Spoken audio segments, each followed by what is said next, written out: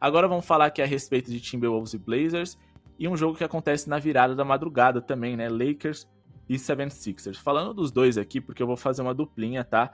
O Timberwolves e os Blazers, eles jogaram ontem, então certamente estarão cansados. O ritmo vai diminuir e a defesa vai ficar mais frágil dos dois lados, porém, com esse ritmo lento e considerando que o Blazers é um ataque ruim, é um ataque que tem dificuldade de criar, eu vou trabalhar aqui com o under da equipe dos Blazers e vou duplar aqui com o over da pontuação dos Lakers. Geralmente eu trago essas duplinhas aqui para vocês em jogos que acontecem perto um do outro, digamos assim. Mas vocês podem pegar, às vezes, essas odds de 1,20 que a gente passa e duplar com outras coisas, ou duplar com jogos e análises que a gente passou anteriormente, não tem problema nenhum. Mas a gente quer menos de 113,5 pontos dos Blazers e a gente quer que o Los Angeles Lakers pontue bem jogando em casa hoje contra os 76ers. Eles são favoritos para hoje e a equipe do Embiid e companhia não conta com o Joel Embiid para hoje. Tyrese Maxey também não joga, isso deve ajudar também para que o Los Angeles Lakers seja produtivo. E bom, por que eu tô considerando aqui essa questão de eu achar o Lakers favorito também? Porque se você tem um time favorito no qual você acredita que eles vão pontuar bem, às vezes o time ali termina, sei lá, com 105 pontos, mas o fato deles estarem em vantagem em relação ao seu rival pode proporcionar mais uns 4 ou 6 lances livres em faltas, né? Justamente o rival tentando se aproximar do placar, e isso vai ser o suficiente desse time saltar dos 105 para os 108 pontos. Então, é muito interessante a gente trabalhar com over em pontuação dos times que a gente também acredita que vai vencer por conta disso, porque se os Lakers estiverem atrás do placar com 105 pontos, faltando 30 segundos para o jogo acabar, eles que vão fazer a falta e não necessariamente eles vão ter arremessos fáceis depois de sofrerem os lances livres, pedirem tempo e tentarem o ataque deles. Então, mais ou menos, esse cenário se torna um pouquinho mais interessante quando a gente tem um time favorito. Ainda mais jogando dentro de casa, mas vamos justificar para vocês. Os Blazers, eles nos últimos 5 jogos contra o Minnesota, fizeram 102,8 pontos, só ultrapassaram 113,5 pontos em 20% dessas partidas analisadas.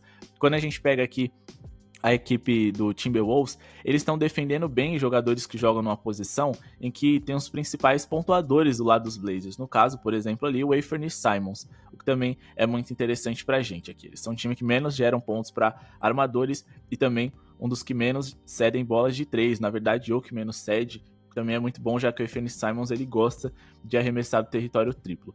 E sem contar que na última temporada o Timberwolves foi a melhor defesa da NBA. Acho que eles vão perder um pouquinho disso com a saída do Karl-Anthony Towns, eles estão com dificuldades de se encontrar, mas uma coisa que continua o Blazers é um dos piores ataques da liga, o 6º pior por 100 posses de bola, o ritmo das duas equipes é baixo, os Blazers é quase um dos 10 mais lentos e o Timberwolves é um dos 10 mais lentos. Lembrando, o Timberwolves joga em casa, eles vão ditar esse ritmo dessa partida.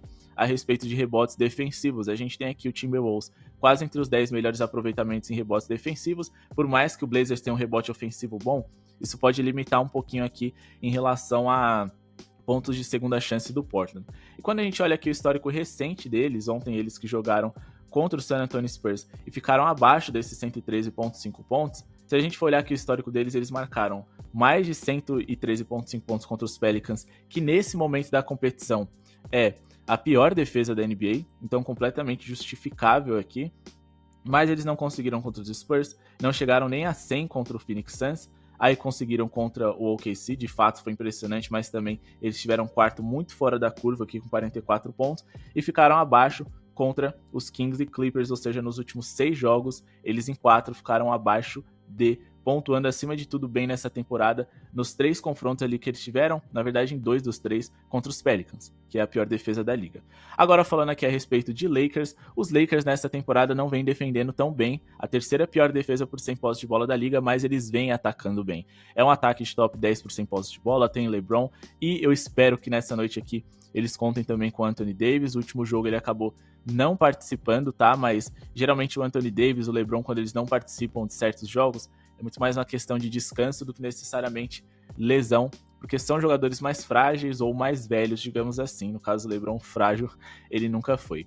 E a gente tá falando aqui de o 76ers, que é uma das 10 piores eficiências defensivas da NBA, e um time que tem o 5º pior aproveitamento em rebotes defensivos da NBA. Isso também vai dar pontos de segunda chance aqui para os Lakers corrigirem alguns arremessos errados. Os 76ers nos últimos 8 jogos sofreram 116 pontos de média, ou seja, mais do que a gente presa para hoje em 7 desses 8 jogos, e eles sofreram pelo menos ali, né, 114 pontos em grande maioria dessas partidas, o que também chama bastante atenção. Em 6 dessas 8 é interessante aqui para nossa equipe também. Mas